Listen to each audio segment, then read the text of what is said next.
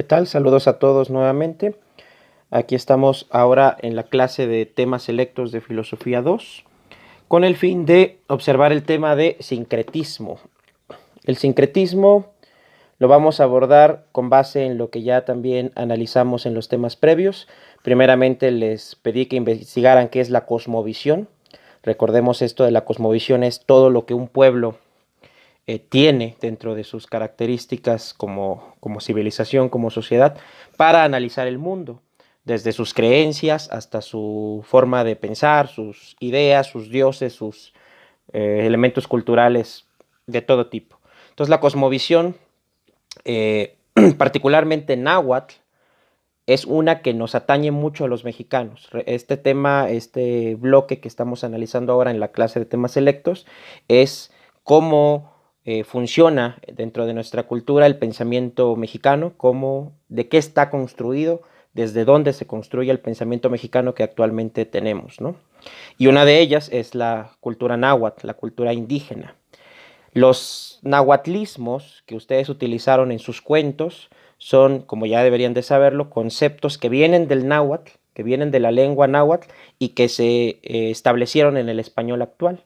Por lo tanto, toda nuestra cultura, cuando decimos molcajete, cuando decimos aguacate, cuando decimos petate, cuando decimos tocayo, son cosas que provienen de la cultura náhuatl, es decir, de la cosmovisión náhuatl, y que se colaron, se traspolaron a nuestra propia cultura mexicana. De tal modo que nuestra cultura está hecha entonces de cosmovisión náhuatl, cosmovisión indígena, pero también de cultura europea.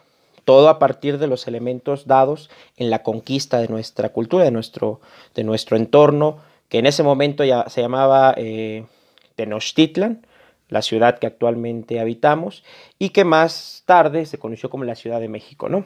Bien, en ese sentido, la cosmovisión compartida como mexicanos que tenemos entre lo español y lo indígena debería de ser valorada de mejor manera. Según algunos autores, deberíamos tener claro esto para evitar justamente situaciones como las que vimos en el segundo tema que les planteé, que es el de la discriminación. Justamente la discriminación a los indígenas, a las personas que tienen esta carga social y cultural dentro de su ADN, dentro de su forma de vida, a menudo se ve reflejada en nuestra cultura por razones históricas, es decir, la conquista marcó de manera importante cómo vamos a analizar, cómo vamos a entender los mexicanos a lo indígena. Durante siglos se le ha rechazado, se le ha visto como algo negativo a nuestra parte indígena, a pesar de que evidentemente nuestras características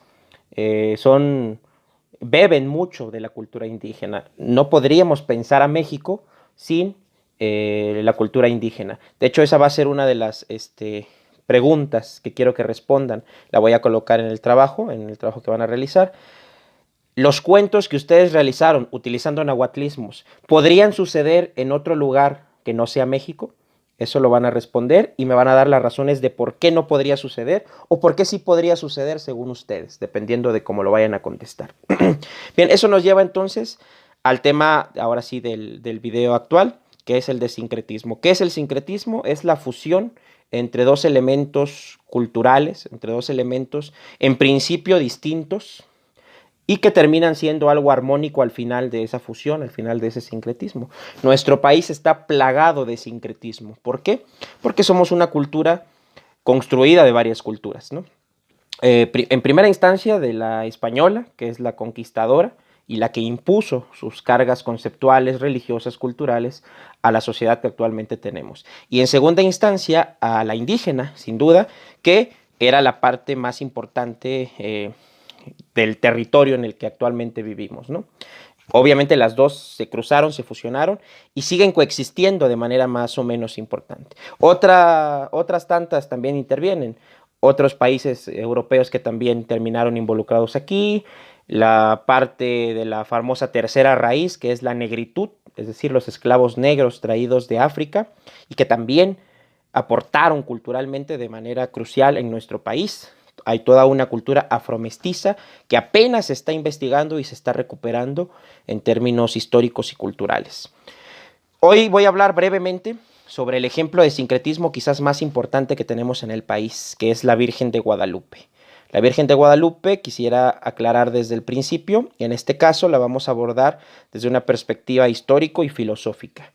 No quisiera que nadie se vea, si es creyente del fenómeno guadalupano, que se vea, eh, este, digamos, atacado o que se sienta de alguna manera mal con lo que a continuación voy a mencionar. Es una perspectiva histórico-filosófica del tema.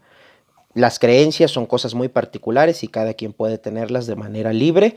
No tendría por qué cambiar su forma de pensar o creencia, ya que son dos ámbitos muy distintos. La creencia no necesita de cuestiones racionales ni de cuestiones reflexivas para ser parte de nuestra vida. Cada quien puede tenerlas independientemente de los hechos o independientemente de las situaciones históricas. Aclarado eso, entonces diremos que la Virgen de Guadalupe es el fruto de varios elementos de la cultura indígena y de la cultura europea. Para empezar, es una advocación, llamada así, una advocación de la Virgen, es decir, una forma de llamar a la Virgen, ya que aunque históricamente solo existe una Virgen, que es la Virgen María tradicionalmente de la Biblia, en sus diferentes manifestaciones alrededor de la historia, según los católicos, tiene diferentes nombres. La Virgen de Fátima, la Virgen de Montserrat, en el caso de México, la Virgen de Guadalupe y un largo etcétera, ¿no? Sin embargo, esas son formas de llamar a la Virgen, a pesar de que se diga que es una sola. Cosas extrañas que de pronto se manifiestan así desde la religión, ¿no? Obviamente no tienen mucha lógica, pero eso no es lo importante. Lo importante es que existen y que son fenómenos claramente identificables. En este caso, la Virgen de Guadalupe entonces toma el nombre de un fenómeno muy católico, y los conquistadores, los evangelistas que llegaron a estas tierras, franciscanos en primera instancia, los monjes franciscanos, que fuera la primera orden que llegó a este país y a esta ciudad, y instauró en lo que hoy se conoce como el Cerro del Tepeyac un templo dedicado a la Virgen de Guadalupe, que es el nombre de una virgen de Extremadura en España, de la cual Hernán Cortés, el conquistador, era un particular seguidor, un particular creyente, ya que pertenece a la región donde él vivió y vivió su catolicismo. Entonces, la Virgen de Guadalupe, que es el nombre de esa virgen española, se colocó en el templo del Tepeyac, donde se adoraba a una de las diosas más importantes de la cultura mexica, la diosa Tonantzin. Tonantzin era la diosa de la tierra, la diosa madre de todos los dioses según la religión mexica. Tonantzin en náhuatl significa nuestra madre o nuestra reverenda madre, nuestra madrecita también podría ser, porque era una diosa muy importante. Entonces, digamos, por razones culturales, por razones muy complejas, los españoles instauraron en ese lugar un templo dedicado a la Virgen María, particularmente la Virgen de Guadalupe, y las creencias empezaron a mezclarse inevitablemente. Entonces, las creencias de la diosa Tonantzin y las creencias de la Virgen de Guadalupe empezaron a fusionarse y a verse como un mismo fenómeno, ¿no? A pesar de la tradición guadalupana tan importante que existe en nuestro país, originalmente se cree, o originalmente según la tradición, la Virgen de Guadalupe aparece en 1531.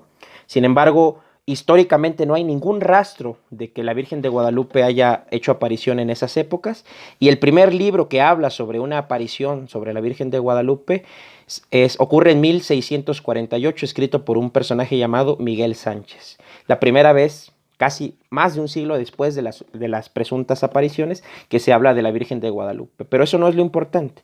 Lo importante es que poco a poco se fue construyendo un fenómeno alrededor de esta idea. Cómo se fusionaron los dos elementos. Por un lado, las creencias en la diosa Tonantzin y las creencias en la Virgen empezaron a confluir para que católicos europeos y recién convertidos indígenas mexicas empezaran a generar un culto nuevo a partir de dos elementos muy distintos, de dos culturas diferentes, que empezaron a generar un concepto nuevo, una cultura nueva, interesante y muy rica. A tal grado que la Virgen de Guadalupe, hoy por hoy, se identifica como un símbolo ineludible de nuestra cultura, ¿no? Un símbolo muy importante que se asocia con lo mexicano de manera inevitable.